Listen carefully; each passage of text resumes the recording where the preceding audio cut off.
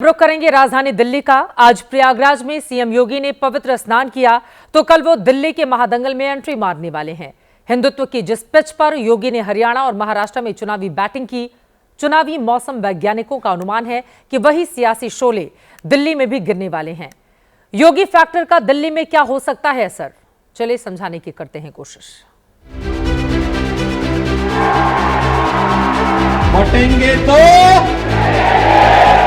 जो नारा हरियाणा और महाराष्ट्र में हिट था, क्या वही नारा दिल्ली में भी फिट होने जा रहा है?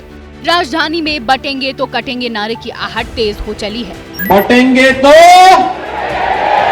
और एक रहेंगे तो सेफ रहेंगे। दिल्ली के महादंगल में सीएम योगी की ग्रैंड एंट्री होने जा रही है। 23 जनवरी को तीन जनसभाओं के जरिए योगी बीजेपी के पक्ष में माहौल बनाने की शुरुआत करेंगे। पहले किराड़ी, फिर जनकपुरी और उत्तम नगर में रैली करेंगे। जनकपुरी में पंडाल सज रहा है और सभा की तैयारियों को धार दी जा रही है। इंतजार हो रहा है कि योगी जब माइक थामेंगे तो क्या नैरेटिव सेट करेंगे। ठीक इसी जगह पर जो मंच है वो भी बनेगा। कुछ लोगों से भी बात कर लेते हैं। योगी आदित्यनाथ जी की जनसभा यहीं होनी है? हाँ, यहीं होनी है जी। अच्छा, क्या उम्मीदें हैं, क्या लग रहा है योगी आदित्यनाथ कितना असर डाल पाएंगे दिल्ली के चुनाव? भाई वोट डालेंगे, बाबा का ये जलवा है। लोकप्रिय मुख्यमंत्री जी, उनका स्वागत है। हम लोग काफी उत्साहित हो रहे हैं ताकि उनको देखने के लिए एक बार, क्योंकि अच्छे मुख्यमंत्री है, वो आए और अच्छी भाषण दे। उनके आने से बहुत फर्क पड़ेगा, स्पेशली इस एरिया में भी। तो यहाँ पे काफी वोटर्स हैं जिनको वो अट्रैक्ट करना चाहेंगे। लोकसभा चुनाव के दौरान अरविंद केजरीवाल ने सीएम की कुर्सी से योगी आदित्यनाथ के हटने की भविष्यवाणी की थी, लेकिन सीएम रहते ही योगी अब केजरीवाल के गढ़ में हिंदुत्व की दहाड़ लगाने पहुंच रहे हैं। केजरीवाल की सॉफ्ट हिंदुत्व की छवि को भी गौर कर सकते हैं। 28 जनवरी को योगी मुस्तफाबाद, घोंडा, शाहदरा और पटपड़गंज में रैली करेंगे। 30 जनवरी को महरौली, आरकेपुरम, राजेंद्र नगर और छतरपुर में जनसभा होगी। 1 फरवरी को पालम, बिजवासन और द्वारका में प्रचार करेंगे। हिंदुत्व के मुद्दे के साथ साथ ये वो सीट है जहां सीएम योगी की जन्मभूमि और कर्मभूमि का खासा प्रभाव है। यानी योगी के जरिए बीजेपी पहाड़ी और पूर्वांचली वोटर को भी अपने पक्ष में करने की कोशिश है। दिल्ली में पूर्वांचली मतदाताओं की तादाद 30% से ज्यादा है। करीब 10% पहाड़ी मतदाता भी दिल्ली में है। योगी के जरिए विरोधी भी रिवर्स पोलराइजेशन के सपने संजो रहे हैं। योगी की एंट्री से पहले ही दिल्ली में बटेंगे तो कटेंगे का नारा नई शक्ल में दस्तक दे चुका है। आप विधायक अमानतुल्लाह खान ने उर्दू के अल्फाजों में वोटों की लामबंदी शुरू कर दी। बीजेपी कभी नहीं जीत सकती, किसी हालत में नहीं जीत सकती। जब जीतेगी जब आपका वोट तकसीम हो जाए। अगर आपका वोट तकसीम हुआ तो बीजेपी जीत जाएगी।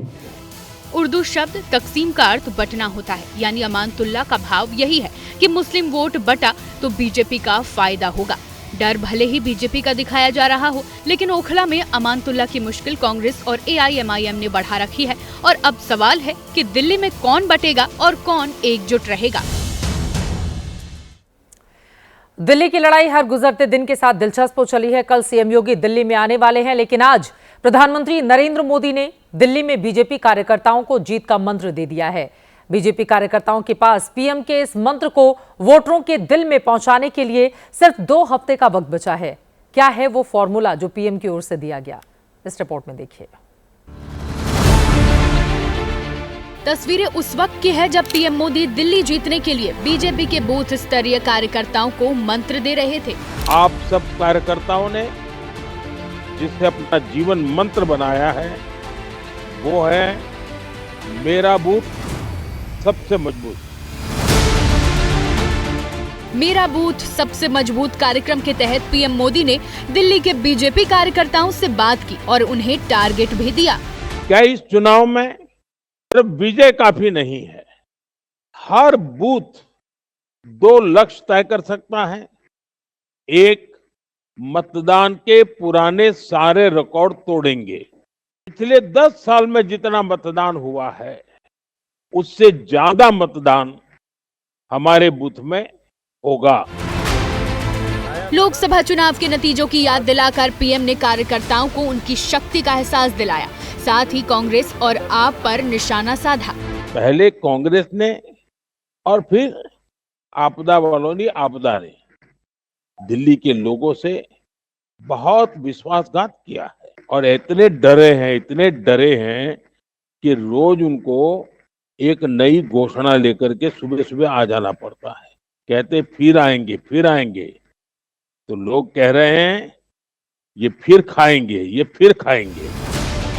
प्रधानमंत्री नरेंद्र मोदी की ये खासियत है कि वो हर चुनाव से पहले पार्टी के बूथ स्तरीय कार्यकर्ताओं से बात करते हैं, उनका मनोबल बढ़ाते हैं और टास्क देते हैं। कार्यकर्ताओं में पीएम से सीधा जुड़ाव का भाव आता है। असर चुनाव नतीजों में दिखता है। दिल्ली में 13,637 बूथ बनाए गए हैं। बीजेपी के 2,25,000 सक्रिय कार्यकर्ता है। एक बूथ की जिम्मेदारी 17 से 20 कार्यकर्ताओं की होगी। इनमें से कोई पन्ना प्रमुख तो कोई शक्ति केंद्र का प्रमुख होता है। आपसी तालमेल के जरिए बीजेपी के ये कार्यकर्ता काम करते हैं। लोकसभा चुनाव में इन्हीं कार्यकर्ताओं ने सभी 7 सीट बीजेपी की झोली में डाली थी।